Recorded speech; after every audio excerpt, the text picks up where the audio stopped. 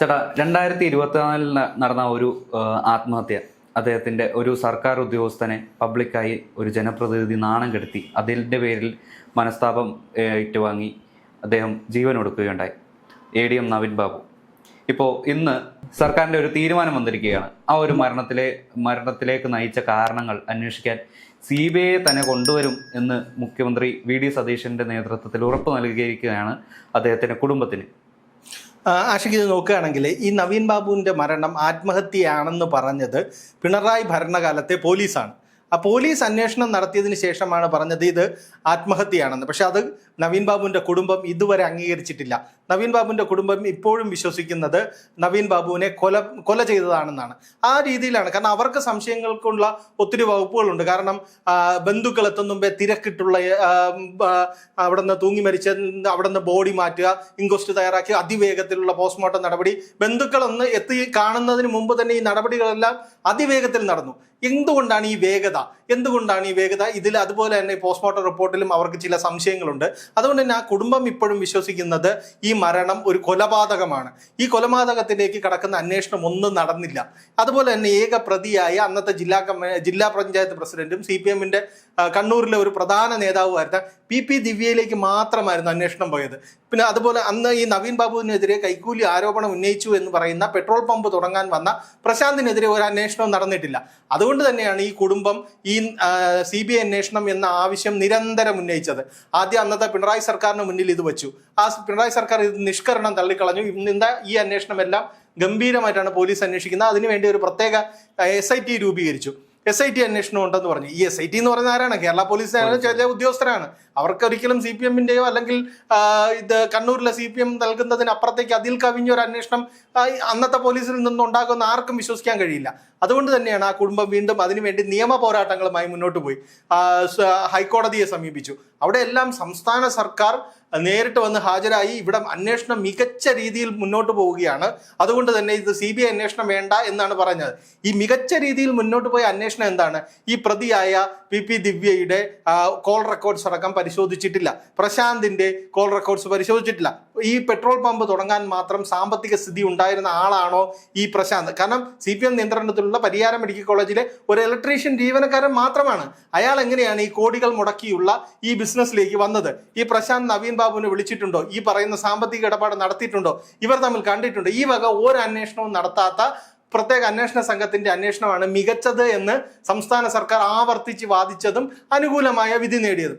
അപ്പൊ ഈ സംസ്ഥാന സർക്കാരിന് വേണ്ടപ്പെട്ട ഏതോ ഒരു വമ്പൻ സ്രാവ് ഈ ഒരു പ്രശാന്തനെ ബിനാമിയാക്കി മുന്നിൽ നിന്ന് കളിച്ചു. അത് എതിരെ വന്ന നമ്മുടെ ADM നവീൻ ബാബുവിനെ തീർത്ത അല്ലെങ്കിൽ അദ്ദേഹത്തെ ഇല്ലാതാക്കി എന്നതാണ് ഏറ്റവും ഒരു സംഗ്രഹം. അത് നമുക്ക് അങ്ങനെ തന്നെ ചിന്തിക്കാം. കാരണം എന്ന് പറഞ്ഞു കഴിഞ്ഞാൽ ഒരു പമ്പ് തുടങ്ങുക എന്ന് പറയുന്നത് എത്രമാത്രം പണച്ചിലുള്ള ഒരു കാര്യമാണെന്നറിയാം. ഈ പമ്പിന്റെ കാര്യത്തിലേക്ക് പ്രശാന്തൻ എത്തുന്നു. അതിനുള്ള സാമ്പത്തിക സ്ഥിതി അയാൾക്കുണ്ടോ? അത് പരിശോധിക്കപ്പെടേണ്ടതാണ്. പിന്നെ അല്ല ഇയാൾ ഏതെങ്കിലും ആളുടെ ബിനാമിയാണെങ്കിൽ അത് ഇതുവരെ പുറത്തു വന്നിട്ടില്ല. ഇതൊക്കെയാണ് പ്രത്യേക അന്വേഷണ സംഘം പരിശോധിക്കാതെ വിട്ടുകളഞ്ഞതും കുടുംബത്തിന് സംശയം ഉണ്ടാക്കുന്നതുമായ കാര്യം. ഈ പ്രശാന്തനെ കൃത്യമായി ചോദ്യം ചെയ്തിട്ട് ഇവർക്ക് ഇതിനുള്ള സാമ്പത്തിക സ്രോതസ് അയാൾ പറയുകയാണെങ്കിൽ അത് ജെനുവിനായ ഒന്നാണോ എന്ന് പരിശോധിക്കണ്ടേ? അതൊന്നും പരിശോധിച്ചിട്ടില്ല. പകരം ഇത് PP ദിവ്യയിൽ മാത്രം അന്വേഷണം ഒതുക്കി PP ദിവ്യയെ 10 ദിവസം ഒളിവിൽ താമസിപ്പിച്ച ശേഷം സുഖകരമായ ഒരു അറസ്റ്റ്, ജാമ്യം, പുറത്തിറങ്ങുന്നു. ഈ വിവാദം തീരുന്നു. ഇതാണ് അവസ്ഥ. കാരണം എന്ന് പറഞ്ഞാൽ കേരളത്തിൽ അങ്ങോളം ഇഷ്ടം പോലെ പമ്പുകൾ തുടങ്ങുന്നുണ്ട്. അതിലെല്ലാം ചിലപ്പോൾ നിയമപ്രശ്നങ്ങളുണ്ടാവാം, എതിരെ അഭിപ്രായങ്ങളുണ്ടാവും. കാരണം ഒത്തിരി സർക്കാർ വകുപ്പുകളുടെ അംഗീകാരം വേണ്ട ഒരു പ്രോസസ്സാണ്. ഇതിലൊന്നും ഇല്ലാത്ത ഇടപെടൽ എന്തുകൊണ്ടാണ് അന്നത്തെ ജില്ലാ പഞ്ചായത്ത് പ്രസിഡന്റ് തന്നെ ഈ പമ്പിന്റെ കാര്യത്തിൽ മാത്രം ഇടപെടുന്നത്? അന്ന് ഈ നവീൻ ബാബുവിന്റെ യാത്രയേൽപ്പ് ചടങ്ങിൽ ക്ഷണിക്കപ്പെടാത്ത അതിഥിയായി എത്തുന്നു. ഒരു വീഡിയോഗ്രാഫറെയും കൊണ്ടുവന്ന് ഇത്രയും ആ ഉദ്യോഗസ്ഥനെ അപമാനിച്ച ശേഷം ഇറങ്ങിപ്പോകുന്നു. എന്നിട്ട് ആ ദൃശ്യങ്ങൾ PP ദിവ്യ തന്നെ അതിനെ എഡിറ്റ് ചെയ്ത് പ്രചരിപ്പിക്കുകയും ചെയ്യുന്നു.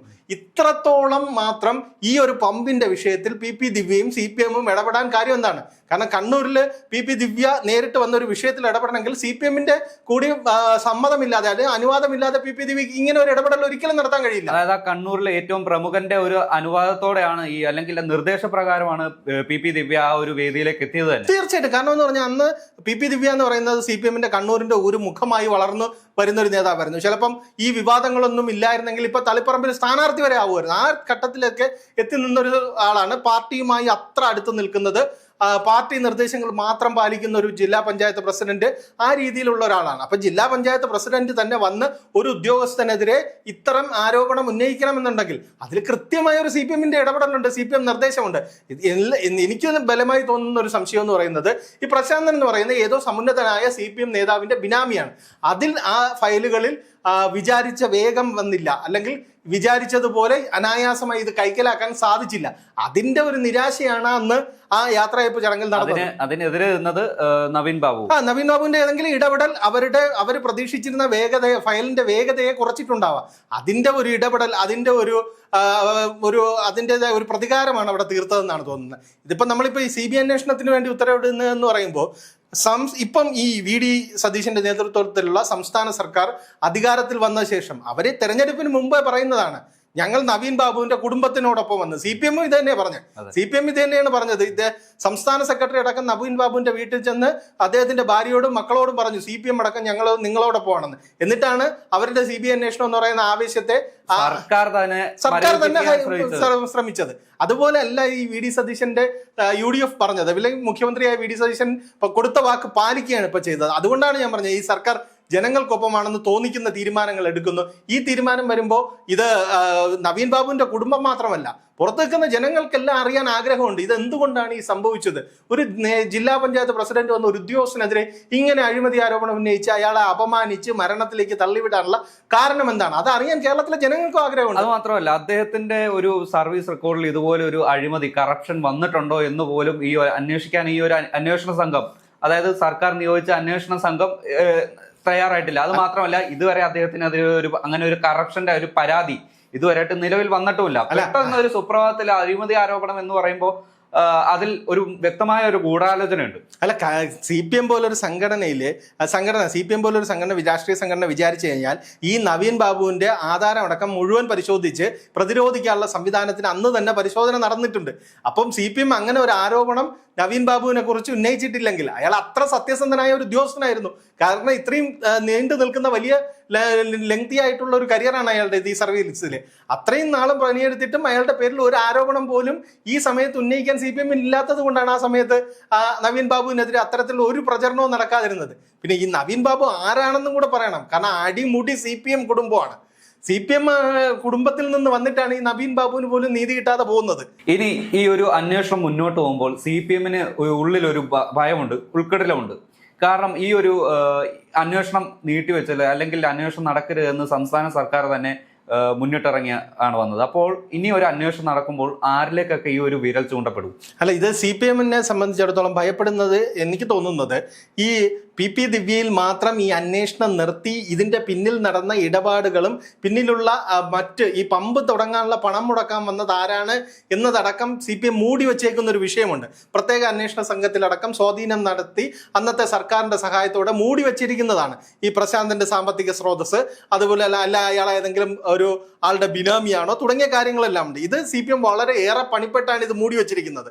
ഈ മൂടി വെച്ചിരിക്കുന്നതിലേക്കാണ് CBIയുടെ അന്വേഷണം പ്രധാനമായി എത്തുക എന്നുള്ളത് CPM നന്നായി അറിയാം. അതുകൊണ്ട് തന്നെയാണ് CBI അന്വേഷണം എന്ന് പ്രഖ്യാപനം വരുമ്പോൾ തന്നെ CPM-ന് ഒരു നെഞ്ചിലൊരു ഇടി ഉണ്ടാവും. സ്വാഭാവികമാണ്. കാരണം അവര് ഒരു അന്വേഷണവും കൃത്യമായി നടത്തിയില്ല. കോൾ റെക്കോർഡ്സ് ഒന്നും പരിശോധിച്ചില്ല, ബാങ്ക് അക്കൗണ്ട് ട്രാൻസാക്ഷൻസ് പരിശോധിച്ചില്ല, ഇതൊന്നും പരിശോധിച്ചില്ല. കാരണം PP ദിവ്യയിൽ ഈ പ്രശ്നം തീരണം. PP ദിവ്യ അവരുടെ ഒരു 10 ദിവസത്തെ ജയിൽവാസത്തിൽ ഈ വിഷയം അതായത് ആത്മഹത്യാ പ്രേരണ കുറ്റം ചുമത്തിയാണ് PP ദിവ്യയെ അറസ്റ്റ് ചെയ്തത്. അത് ജാമ്യം ലഭിക്കാവുന്ന ഒരു കുറ്റവുമാണ്. അത് ഒരു സിമ്പിൾ ഒരു ബെയിലബിൾ ഓഫൻസ് ഏർപ്പെടുത്തി ആ ഒരു കേസ് ഇതോടെ മായ്ക്കാനാണ് CPM നേതാക്കൾ അന്നോട്. തീർച്ചയായിട്ടും അന്ന് കാരണം എന്ന് പറഞ്ഞാൽ അതിനപ്പുറത്തേക്ക് അന്വേഷണം പോകരുത്. ഇപ്പൊ ഈ നവീൻ ബാബുവിന്റെ മരണം ആത്മഹത്യയാണെന്നും ആത്മഹത്യക്ക് പ്രേരണയായത് PP ദിവ്യയാണെന്നും PP ദിവ്യയെ ജില്ലാ പഞ്ചായത്ത് പ്രസിഡന്റ് സ്ഥാനത്ത് നിന്ന് മാറ്റി നിർത്തുകയും CPM-ൽ നിന്ന് പുറത്താക്കുകയും ചെയ്തിട്ടുണ്ട്. നിയമപരമായ നടപടി എടുത്തിട്ടുണ്ട്, അവരെ അറസ്റ്റ് ചെയ്തിട്ടുണ്ട്, അവർക്ക് ജാമ്യം കിട്ടിയതാണ്, അവരുടെ കേസ് ട്രയൽ നടക്കുന്നുണ്ട്. ഇത്രയിൽ ഈ വിഷയം അവസാനിപ്പിക്കാനാണ് ശ്രമിച്ചത്. പക്ഷെ CBI അന്വേഷണം വരുമ്പോൾ അതായിരിക്കില്ല നടക്കുക. കാരണം ഈ പറയുന്ന പെട്രോൾ പമ്പിനെ സംബന്ധിച്ച ഇടപാടുകളെ കുറിച്ച് പോകും, പെട്രോൾ പമ്പിന്റെ അത് സംബന്ധിച്ച ഭൂമി ഇടപാടുകളെ കുറിച്ച് പോകും, ഇതിന് ലഭിച്ച അതുപോലെ ഇവരുടെ ഈ ഭരണ സ്വാധീനം കൊണ്ടാണോ ഇതിന് മറ്റ് അനുമതികൾ ലഭിച്ചത് എന്നതിലേക്കെല്ലാം കടന്നു ചെല്ലും ഈ അന്വേഷണം. അപ്പോൾ ഇതിനായിട്ട് അനുമതി കൊടുത്ത പഞ്ചായത്ത് മുതലുള്ള ആ ഒരു ഉദ്യോഗസ്ഥർ അല്ലെങ്കിൽ അധികൃതർ അടക്കം ഈ ഒരു അന്വേഷണ പരിധിയിൽ വരും. തീർച്ചയായിട്ടും വരുമല്ലോ. കാരണം എന്ന് പറഞ്ഞു കഴിഞ്ഞാൽ ഇതിന്റെ ഇപ്പൊ നടക്കുന്നത് ഈ ആത്മഹത്യയും അല്ലെങ്കിൽ നവീൻ ബാബുവിന്റെ മരണത്തിൽ ഉള്ള അന്വേഷണം മാത്രമല്ലേ നടന്നിട്ടുള്ളൂ. CBI വരുമ്പോൾ സ്വാഭാവികമായി അത് മാത്രമല്ലല്ലോ നടക്കുന്നത്. കാരണഹേതുവായ ഒരു പ്രശാന്ത് എന്ന് പറയുന്ന ആൾ പരാതി കൊടുത്തിട്ടുണ്ട്. അയാൾക്ക് നവീൻ ബാബു ആവശ്യപ്പെട്ട കൈക്കൂലി എമൗണ്ട് കൊടുക്കാനുള്ള സാമ്പത്തിക സ്ഥിതി ഉണ്ടോ എന്ന് തന്നെ സംശയം.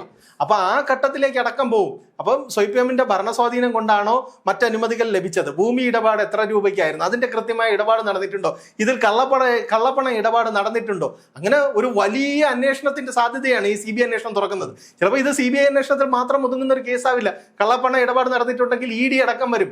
ഇതെല്ലാം എത്തിപ്പെടുന്നത് CPM-ലോ CPM നേതാക്കളിലൊക്കെ ആകും. കാരണം ആ രീതിയിലാണ് ദിവ്യ അന്ന് പെർഫോം ചെയ്തത്. പ്രത്യേകിച്ച് ആ ഒരു കണ്ണൂരിലെ ഒരു പ്രമുഖൻ പ്രശാന്തൻ എന്ന ഇലക്ട്രീഷ്യനെ മുൻനിർത്തി ഒരു പെട്രോൾ പമ്പ് തുടങ്ങി അതിലൂടെ ഈ കള്ളപ്പണം വെളുപ്പിക്കാൻ വേണ്ടി മുന്നിട്ട് നിന്ന ആ ഒരു പ്രമുഖൻ ഈ ഒരു CBI എത്തപ്പെടും. സ്വാഭാവികമായിട്ട് എത്തണമല്ലോ. കാരണം അതൊരു CPM-ലെ പ്രമുഖനാണെന്നുള്ളത് ഈ പറയുന്ന എല്ലാം നമ്മൾക്ക് പരിശോധിക്കുമ്പോൾ തന്നെ അറിയാം. കാരണം CPM-ന്റെ നിയന്ത്രണത്തിലുള്ള പരിയാരം മെഡിക്കൽ കോളേജിലെ ഒരു ജീവനക്കാരൻ പമ്പ് തുടങ്ങാൻ വരുന്നു. അപ്പോൾ CPM അറിയാതെ അയാൾ വരത്തില്ല. CPM അറിയാതെ അയാൾക്ക് ജോലിയും ലഭിക്കത്തില്ല.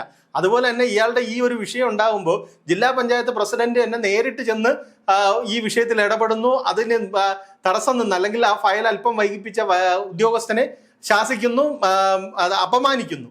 ഇതിൽ നിന്ന് തന്നെ വ്യക്തമല്ലേ CPM-ൽ അത്ര ശക്തനായ ആരോ ആണ് ഈ പമ്പിന് പിന്നിലെന്നുള്ളത്. അതെല്ലാം ഇനി ഈ CBI അന്വേഷണം വരുമ്പോൾ വ്യക്തമാവും.